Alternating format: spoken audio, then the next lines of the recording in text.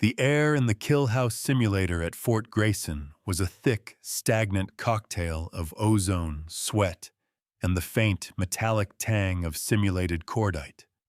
It was an atmosphere engineered for stress, a place where the future of warfare was rehearsed in a brutalist cathedral of concrete and steel.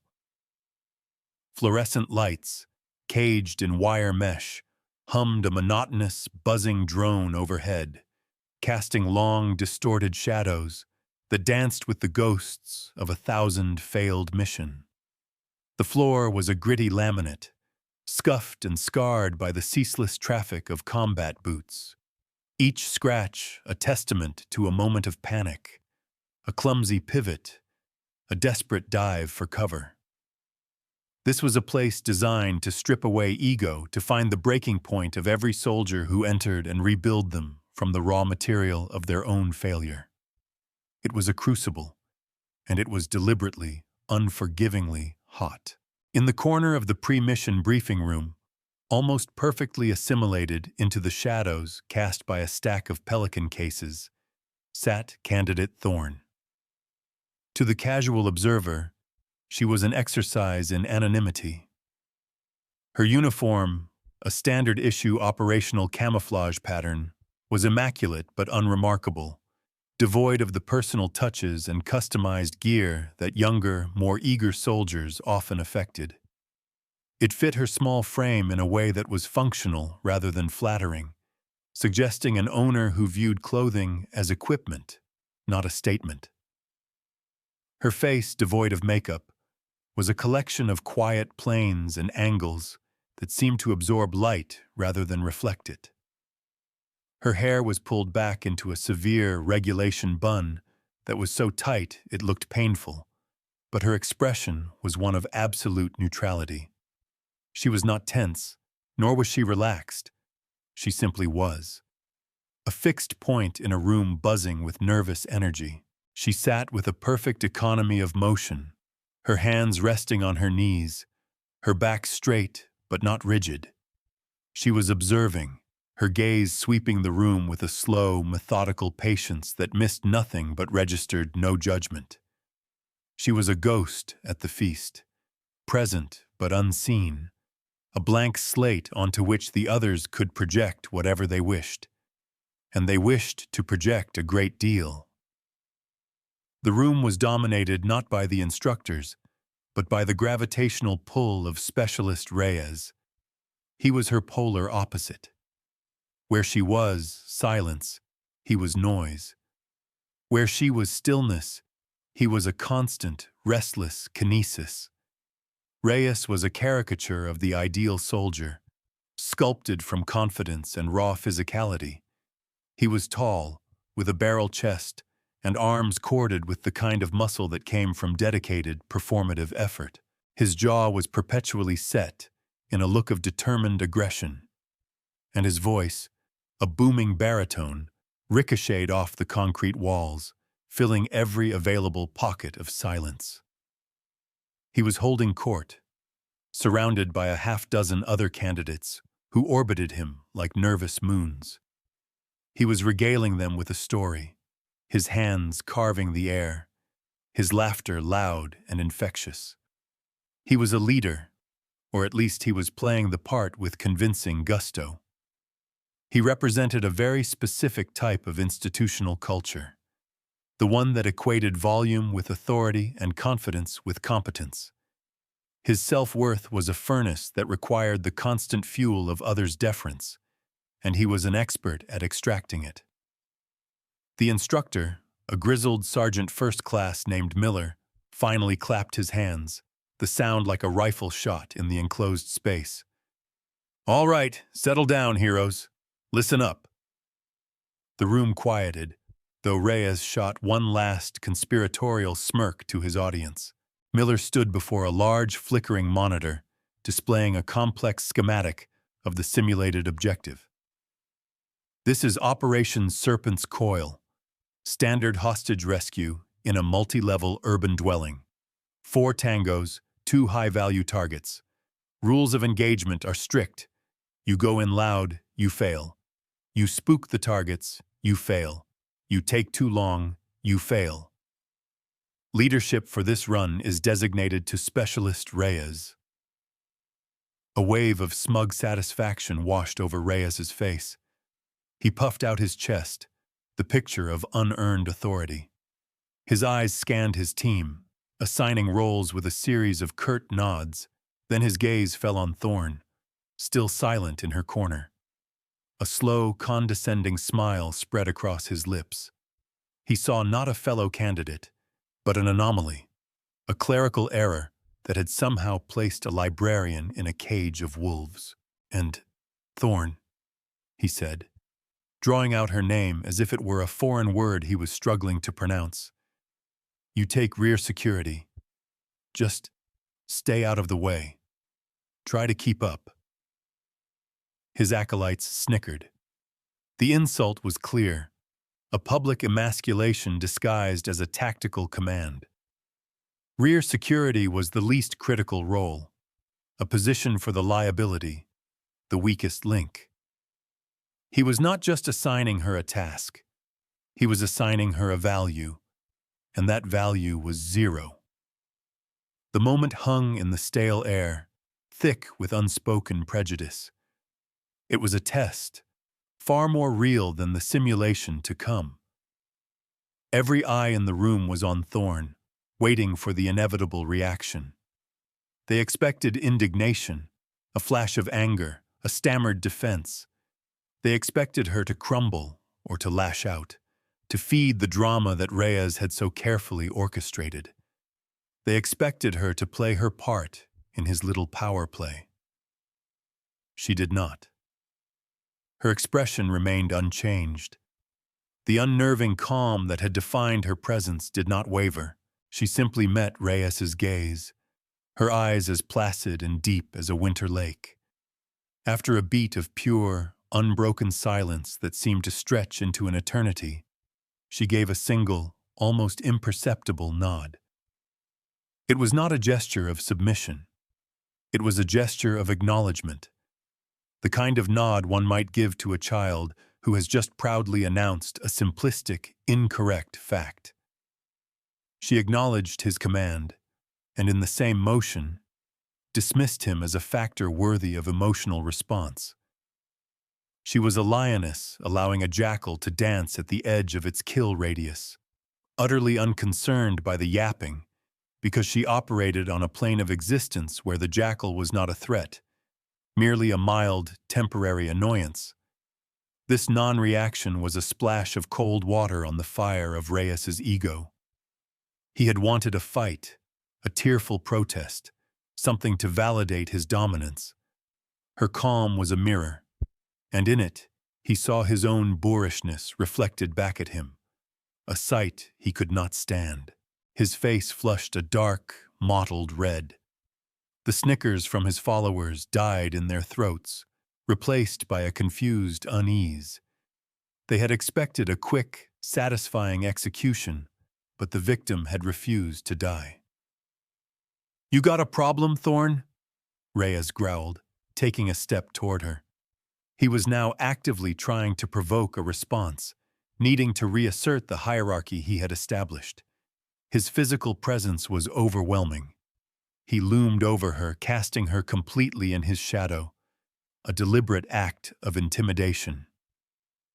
"Did you hear my order? Rear, security, means you watch the door. Think you can handle that?" Thorne slowly, deliberately rose to her feet. She did not shrink from his proximity. If anything, she seemed to occupy her space with more density, more absolute presence. She looked up at him, her head tilted slightly. When she finally spoke, her voice was low and clear, devoid of any inflection. It was the voice of a machine stating a fact. "I understand the definition of rear security specialist." Her use of his rank was a subtle, surgical strike. It was technically correct, a sign of military discipline, but in this context, it was also a profound insult. It reminded him, and everyone else in the room, that despite his bluster, he was just a specialist, a trainee. He was not the general he played in his own mind. The clinical precision of her response, stripped of all emotion, was more infuriating than any curse could have been. It denied him the emotional conflict he craved. Frustration boiled over into action. Reyes reached out and shoved her equipment bag, which was resting on a nearby bench. It was a petty, childish act of aggression. The bag, heavy with gear, tumbled to the floor with a loud, clattering thud. The sound echoed in the sudden, tomb-like silence of the room.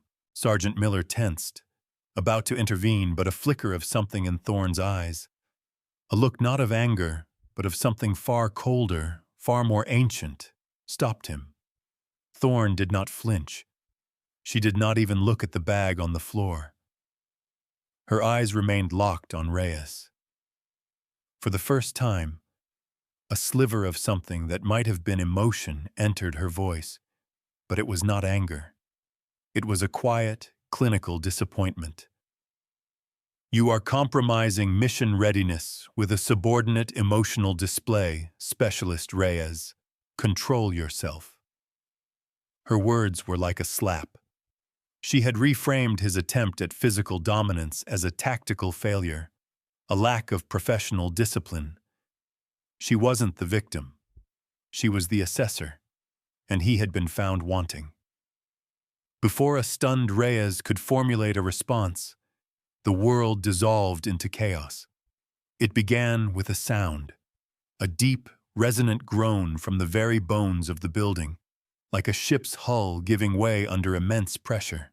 The fluorescent lights overhead flickered violently, then died, plunging the room into absolute, disorienting darkness. They were replaced a second later by the hellish crimson glow of the emergency backup lights. Simultaneously, a cacophony of alarms blared to life, a shrieking fire alarm, a pulsating klaxon for a security breach, and a synthesized voice, calm and robotic, repeating a phrase that struck ice into the hearts of everyone present. "System cascade failure. Containment protocol Omega initiated. This is not a drill. System cascade failure." The simulator wasn't just malfunctioning, it was eating itself alive.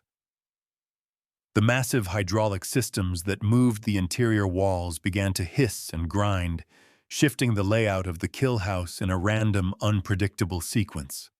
On the tactical monitor, the schematic dissolved into a blizzard of static and error codes.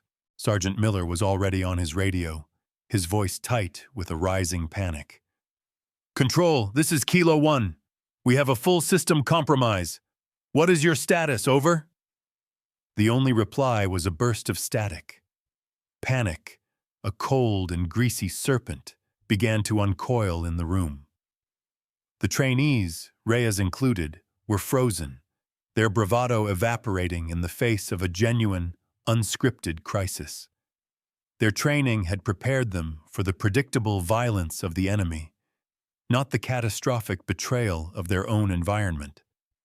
Reyes, the designated leader, looked wildly around, his face a mask of confusion.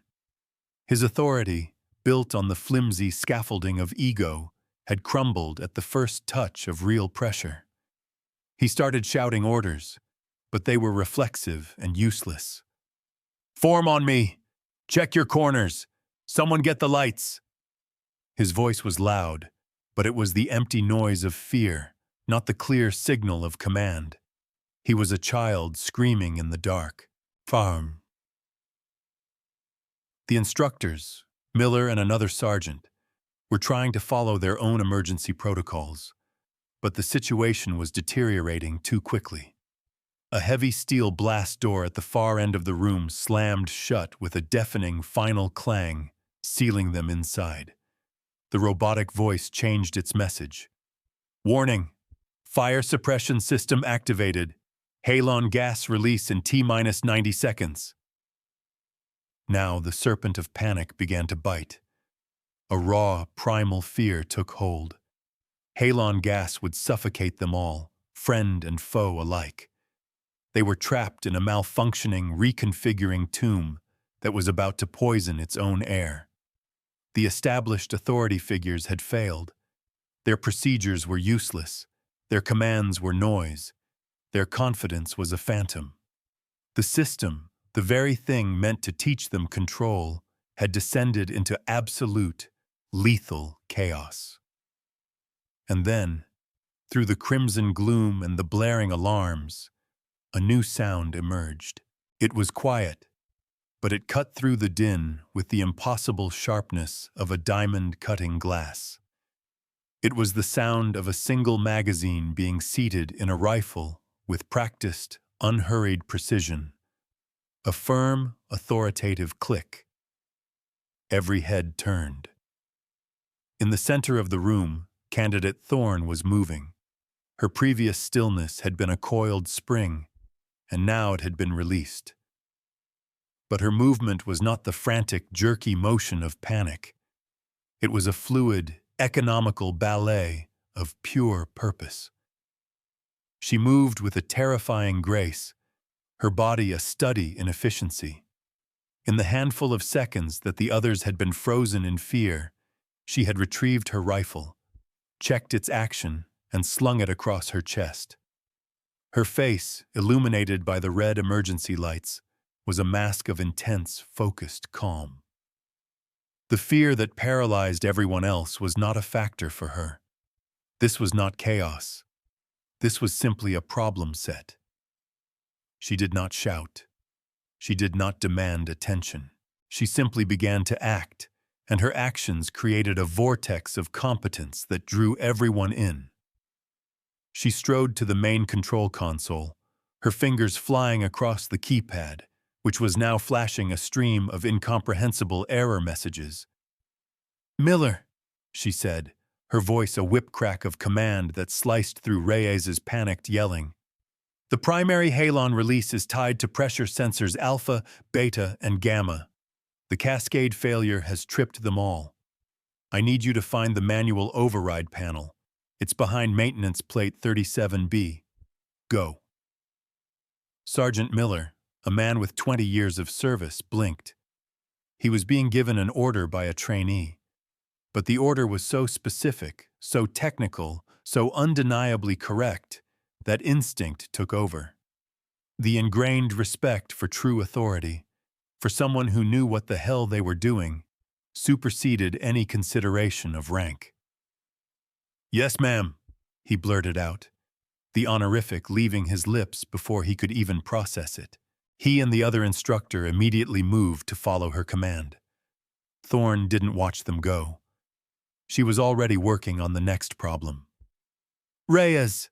she snapped, and the specialist flinched as if struck. "Your fear is a liability. Stop hyperventilating and make yourself useful. The blast door is on a magnetic lock powered by the secondary generator. Get your team, find the power conduit, and sever it. You have 60 seconds before I vent the primary coolant system, and you do not want to be near that conduit when I do." Her words were a foreign language of expertise. She spoke not of fear or escape, but of pressure sensors, maintenance plates, and power conduits. She was interacting with the building not as a victim trapped within it, but as a surgeon operating on it. Reyes, his face pale and slack with shock, could only stammer, How do you know that?" Thorne didn't even look at him. Her eyes were fixed on the flickering monitor, her mind clearly processing thousands of data points at once. "I wrote the operational specs for this entire facility," she said, the statement delivered with the flat, emotionless tone of someone reciting their own social security number. The statement descended on the room like a physical blow.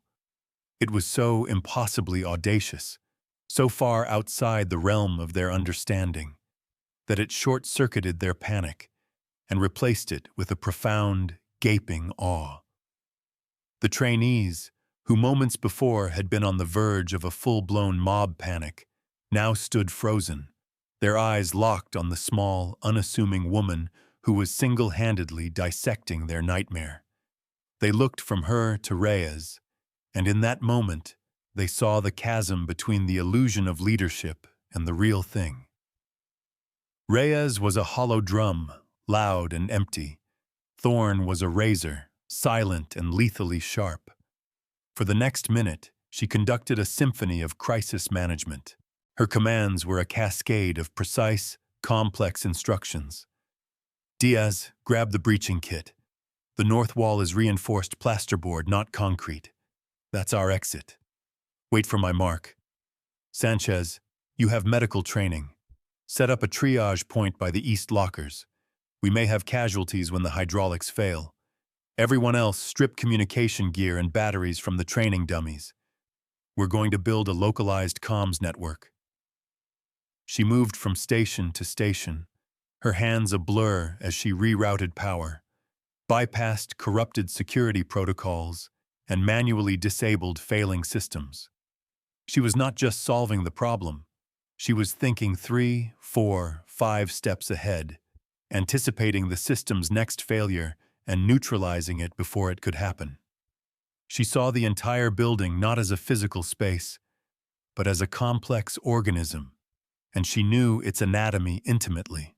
The onlookers, from the instructors to the trainees, could only watch, their minds struggling to comprehend the level of mastery on display. It was like watching a child prodigy solve a quantum physics equation, a display of competence so far beyond their own experience that it felt like magic. Just as Miller pried open the maintenance plate and slammed his hand down on the Halen override, the main door to the kill house corridor was blasted open from the outside. The explosion was deafening, and smoke billowed into the room. A team of heavily armed base security forces poured in, weapons raised, followed by a figure who moved with the kind of gravitas that could only be earned through decades of command. He was the base command master chief, a living legend named Marcus Thorne. No, that cannot be right. The name was wrong. Marcus Cole. Yes, Master Chief Cole, a man whose face looked like it had been carved from naval tradition itself. His eyes, flinty and sharp, took in the scene in a fraction of a second. The crimson lights, the smoking door, the terrified trainees, and the small woman standing at the command console, her back to him, still issuing orders. "What in the blue hell is going on here, Miller?" Cole roared, his voice a force of nature that had cowed admirals. Sergeant Miller, his face smeared with grease and sweat, scrambled to his feet. "Master Chief, we had a full system cascade. The sim went live. We were trapped." Cole's eyes narrowed, sweeping the room for the person in charge. He saw Reyes, still standing dumbly, and dismissed him instantly. He saw Miller and the other instructor, clearly out of their depth. Then his eyes settled on the woman at the console. She had just finished typing a final command sequence and was turning around, her movements calm and unhurried. For a moment, Master Chief Cole's legendary composure faltered. His eyes widened, first in disbelief, then in dawning, horrified recognition. The blood drained from his face. The entire security team, every hardened combat veteran in the room, felt the shift in their commander. Authority radiates like heat from a furnace, and the Master Chief, a man who was a furnace of authority himself, suddenly seemed like a candle in the face of the sun. He did something that no one on that base had ever seen him do. He straightened his back with a snap, his body language shifting from that of an inquisitor to that of a subordinate. He raised his hand to his brow in the sharpest, most respectful salute of his long and storied career. And then he bellowed a single, earth-shattering command that rocked the very foundations of the room. "Attention on deck!" The command was instinctual, a reflex drilled into him by 30 years of service. It was the highest form of respect, a declaration that true royalty had entered the room. The trainees, confused but conditioned, snapped to attention. Reyes, his mind a maelstrom of confusion, followed suit, his body moving on autopilot.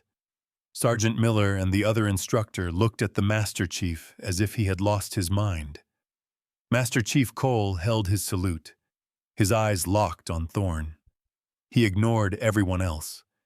In his world, they had ceased to exist. There was only one person of consequence in this room.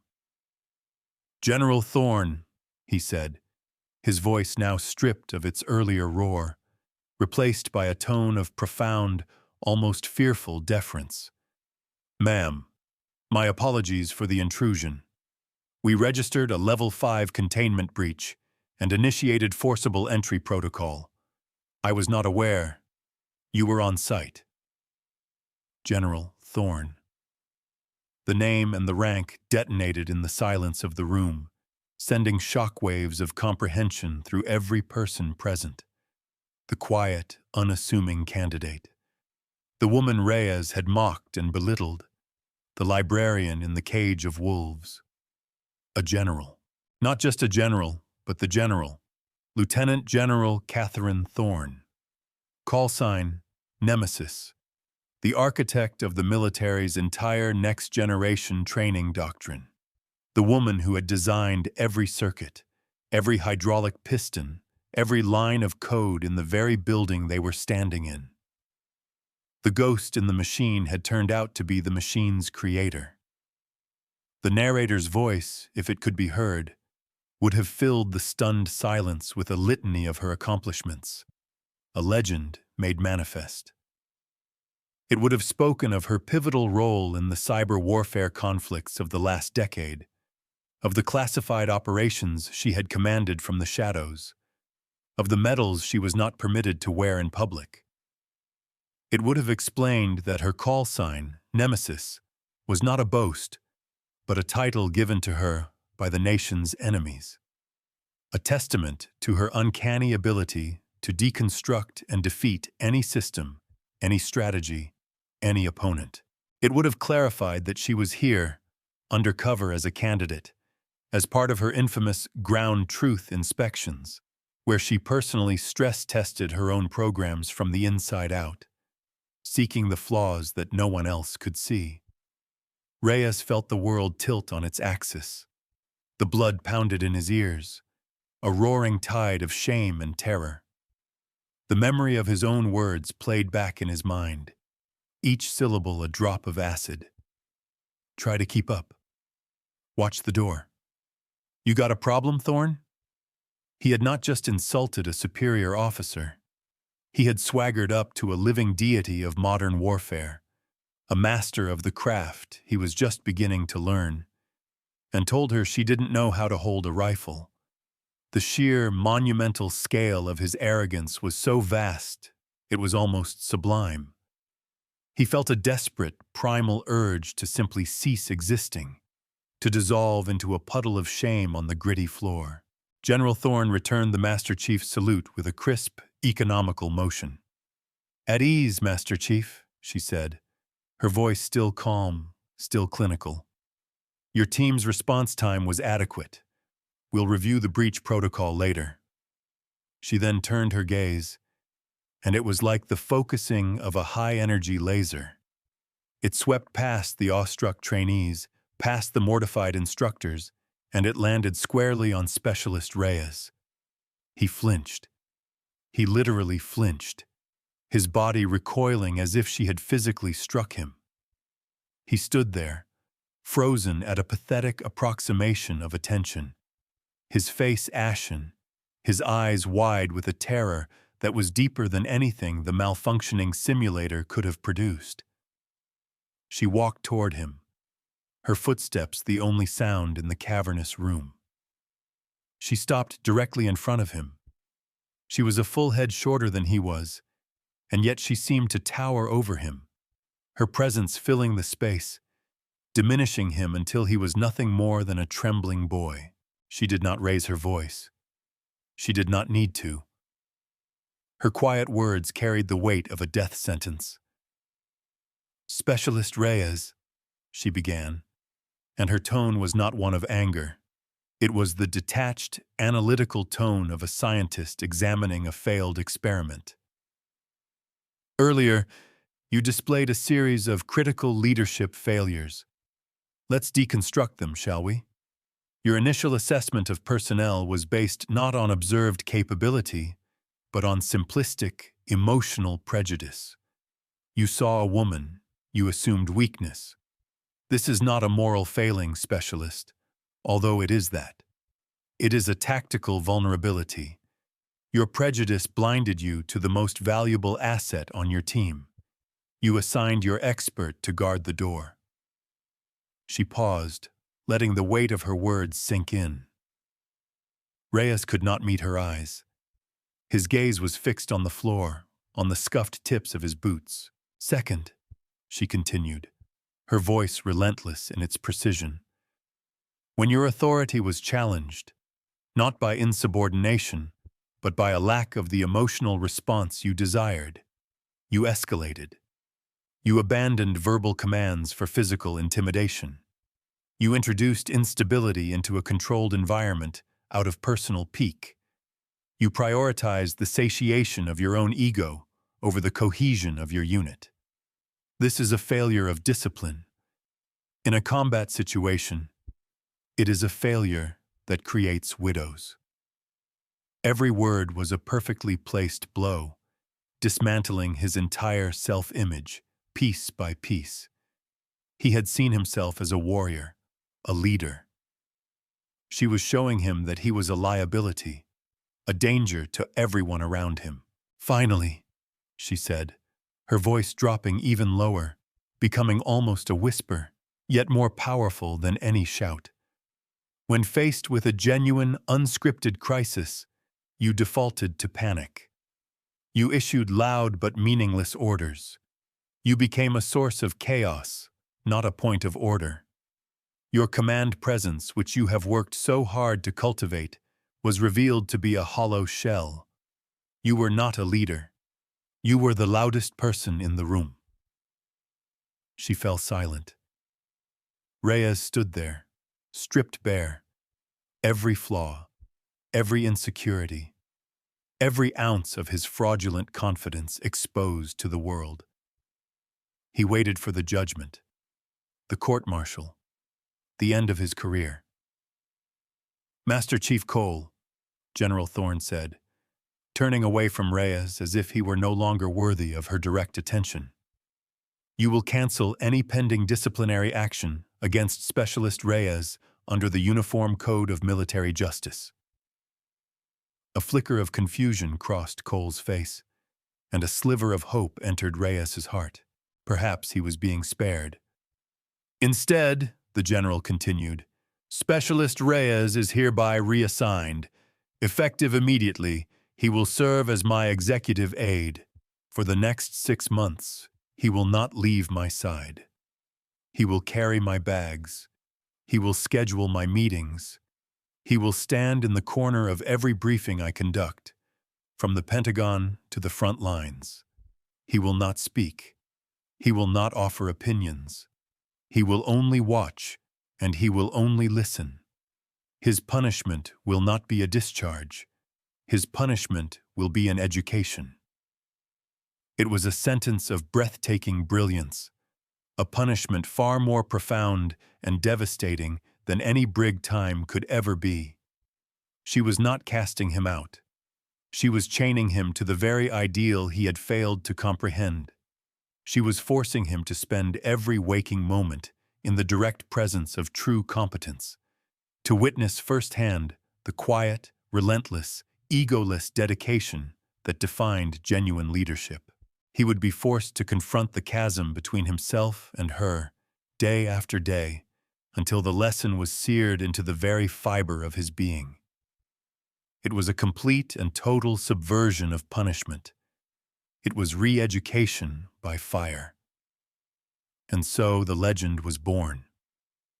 The story of that day in the kill house at Fort Grayson passed into the annals of military lore. It became a modern fable, a teaching tool whispered in barracks and taught in officer candidate schools. With each retelling, The details grew more mythic. The Cascade failure became a full-scale cyber attack. General Thorne was said to have rewritten the building's core code in 30 seconds, using nothing but a standard-issue datapad. Reyes's arrogance became the stuff of cautionary legend, a caricature of hubris. But the core truth of the story, the essential lesson, remained pure and unchanged. Years passed. The world turned. Wars were fought in new domains, on new battlefields of silicon and shadow, and on a training range not so different from the one at Fort Grayson. A new group of young, eager candidates stood in a briefing room, buzzing with nervous energy. In front of them stood their instructor, a sergeant first class with a quiet confidence and eyes that held the wisdom of a man who had been to hell and back. His name was Reyes. He was leaner now, the boisterous physicality of his youth replaced by a wiry, functional strength. The arrogance was gone, burned away by the crucible of his education. In its place was a deep, unshakable humility. He was known as one of the finest instructors in the program, a man with an almost preternatural ability to identify and cultivate true leadership potential. He looked at the faces of the new recruits, some eager, some nervous, some, like him all those years ago, full of a dangerous, unearned confidence. He let the silence stretch, a lesson in itself. There are two kinds of soldiers in this world, he began, his voice low and steady, a stark contrast to the boom it had once been.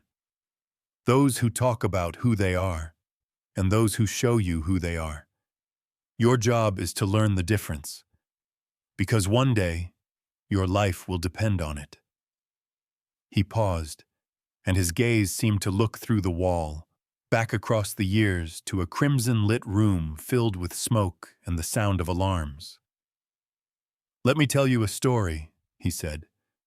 "A story about the loudest man in the room. A story about the quietest woman. A story about a general and a fool. The fool was me." And he told them. He told them everything, holding nothing back, using his own profound humiliation as the ultimate teaching tool. He taught them that strength is not measured in decibels. He taught them that authority is not claimed, but earned through action. He taught them that competence is a quiet, devastating weapon, and that the most dangerous person on any battlefield is often the one you see last. He taught them the lesson that General Catherine Thorne had personally drilled into his soul, that your assumptions are your own worst enemy, and that true respect is a function not of rank or of gender or of volume, but of what you do when the lights go out and the alarms start to scream. The final, explicit moral of his story, and of this one, was hammered into the consciousness of all who listened, a universal truth that transcended the uniform. Substance will always, eventually, triumph over style. Let your actions, and your actions alone, be your argument. For in the final analysis, the world does not bend to the loudest voice. It bends to the steadiest hand.